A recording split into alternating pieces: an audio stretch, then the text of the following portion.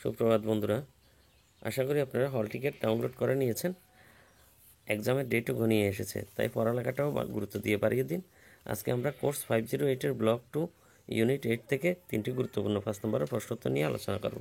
দেখে নিন আজকের এই ভিডিওটি। প্রথম প্রশ্ন, বিদ্যালয়ে স্বাস্থ্য সংক্রান্ত কী কী পরিষেবার বন্দোবস্ত থাকলে বিদ্যালয়ের পঠন পাঠনের উপর ভালো প্রভাব পড়বে? উত্তর, স্বাস্থ্য এবং শিক্ষার মধ্যে সম্পর্ক উন্নত হয়েছে এই জন্যই যে শিক্ষার জন্য শিশুকে অবশ্যই স্বাস্থ্যবান হতে হবে, আবার শিশুকে অবশ্যই স্বাস্থ্যবান হতে শিখতে হবে। তার জন্য বিভিন্ন স্বাস্থ্য সংক্রান্ত পরিষেবা গড়ে ওঠে বিভিন্ন স্বাস্থ্য সংক্রান্ত কর্মসূচির মধ্যে দিয়ে। যেমন শারীরিক পরীক্ষা, একজন ডাক্তার নিয়মিত বিদ্যালয়ে গিয়ে শিশুদের চোখ, কান, গলা ও সর্দি কাশির মতো সাধারণ সমস্যাগুলির পরীক্ষা করে, এতে করে সাধারণ রোগগুলি এড়ানো যায়। 2. উপলব্ধি করার ক্ষমতা সম্পন্ন স্বাস্থ্য নির্ধারণ, শিশুর উচ্চতা ও ওজন মাসে মাসে বা ত্রৈমাসিক মাপলে তাদের বৃদ্ধি ঠিকঠাক হচ্ছে কিনা তার বোঝা যায়। সংক্রমণের সম্ভাবনা মুক্তি, এটি প্রতি বছর করা হয় যাতে শিশুদের কণ্ঠনালীর সংক্রমণ রোগ এবং ধনুষ্টঙ্কারের মতো সাধারণ রোগের থেকে রক্ষা করা যায়। বিনা পয়সা ওষুধ বিতরণ, নিয়মিত শিশুদেরকে কৃমি, রক্ত অল্পতা, ক্যালসিয়াম ট্যাবলেট, সাধারণ শারীরিক দুর্বলতার ওষুধ দেওয়া হয়। পুষ্টিবিধানের পরামর্শ, শিশুদেরকে যে কোনো ত্রুটিতে যথাযথ ঔষধ এবং পুষ্টির নির্দেশ দেওয়া হয়। দাঁত পরীক্ষা, দাঁতের যত্ন ও পরিষ্কার করার পদ্ধতি শেখানো হয়। নিয়মিত শিশুদের দাঁত পরীক্ষা করলে তারা ক্যাভিটি জাতীয় রোগ থেকে মুক্ত হতে পারবে। চক্ষু পরীক্ষা, বিদ্যালয়ের প্রত্যেকের নিয়মিত চক্ষু পরীক্ষা করা হয়। অনেক শিশুদেরই বই পড়তে বা ব্ল্যাকবোর্ড দেখতে সমস্যা হয়, তাদেরকে কম দৃষ্টিশক্তির জন্য দৃষ্টি সংক্রান্ত সাহায্য দেওয়া হয়। সাহায্যকারী দ্রব্যের বিভাজন, যেসব শিশুদের শোনার সমস্যা থাকে তাদের সেই মতো নির্দেশ, ঔষধ ও শ্রবণ সংক্রান্ত সাহায্য দেওয়া হয়। যাদের বিশেষ কিছুর প্রয়োজন থাকে তাদের ও আকার বিকলতার আরোগ্য সংক্রান্ত সাহায্য দেওয়া হয়। কান পরীক্ষা, শিক্ষার্থীদের নিয়মিত কান পরীক্ষা করতে হয়, কারণ কানে শুনতে না পেলে বা কম শুনলে শ্রেণীকক্ষে শিক্ষার্থীদের অসুবিধা হবে, তেমনি গৃহ পরিবেশও অসুবিধা হবে। উপরোক্ত পদক্ষেপগুলি গ্রহণ করলে বিদ্যালয়ে শিক্ষার্থীর উপস্থিতি বাড়বে এবং তারা তাদের অভীষ্ট লক্ষ্য পূরণে পৌঁছাতে পারবে।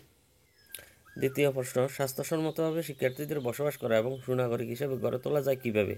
উত্তর, স্বাস্থ্যকর জীবন আর ভালো নাগরিকত্ব একটি মুদ্রার দুইটি পাশ।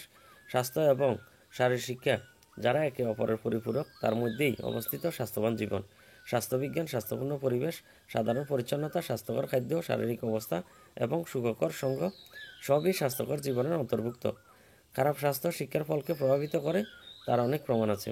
এমনকি ছাত্রের ব্যবহার ও আচরণকে প্রভাবিত করে। শিক্ষার পক্ষে দক্ষতার সঙ্গে পৌঁছানো ভালো স্বাস্থ্যের সফলতার উপর নির্ভর করে। বিদ্যালয়ের প্রাক প্রাথমিক শ্রেণী থেকে স্বাস্থ্যপূর্ণ জীবনের কথা পাঠ্যক্রমের অংশ হিসেবে শেখানো প্রয়োজন। ফলে স্বাস্থ্যপূর্ণ অভ্যাস তৈরি হবে এবং শিক্ষার ফলও ভালো হবে। এটা শিশুকে স্বাস্থ্য শিক্ষিত ব্যক্তিত্বের সঙ্গে দক্ষ, উৎফুল্ল যৌবনের দিকে চালনা করবে।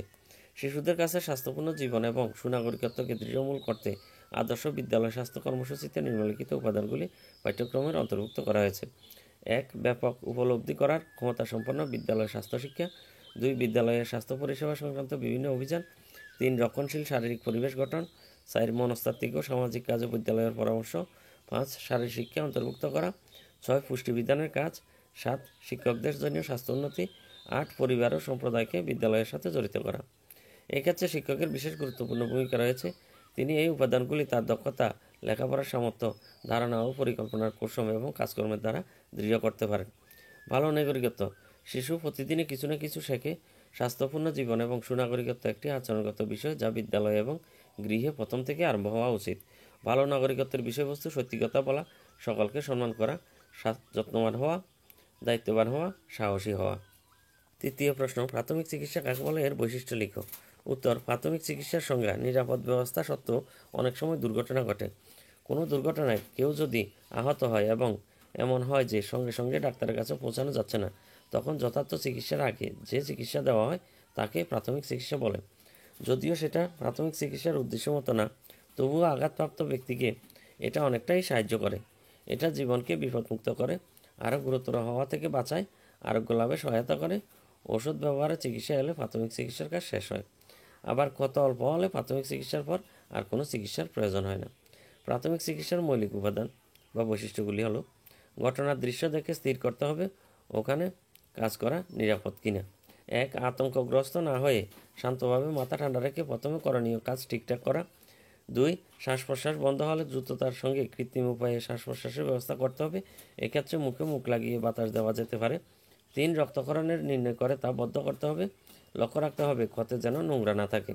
4, আহত ব্যক্তিকে যথাসম্ভব কম নড়াচড়ার সাহায্যে স্নায়বিক আঘাত থেকে রক্ষা করতে হবে। 5, প্রাথমিক চিকিৎসার মধ্যে দিয়ে বেশি সময় ব্যয় যাতে না হয় সেদিকে লক্ষ্য রাখতে হবে। 6, আহত ব্যক্তির সামনে আজগুবি কথা বলা যাবে না, বরং তাকে আশ্বাস বা সান্ত্বনা দিয়ে যেতে হবে। 7, আহত ব্যক্তিকে যাতে লোকেরা ঘিরে না ধরে সেদিকে লক্ষ্য রাখতে হবে। 8, যত দ্রুত সম্ভব আহত ব্যক্তিকে চিকিৎসকের নিকট নিয়ে যেতে হবে। 9, আহত ব্যক্তিকে কোনো মতে ওঝা বা ঝাড়ফুঁক করা যাবে না, সেদিকে লক্ষ্য রাখতে হবে। 10, আহত ব্যক্তির জামা কাপড় ঢিলে করে দিতে হবে, অপ্রয়োজনীয় পোশাক খুলবে না।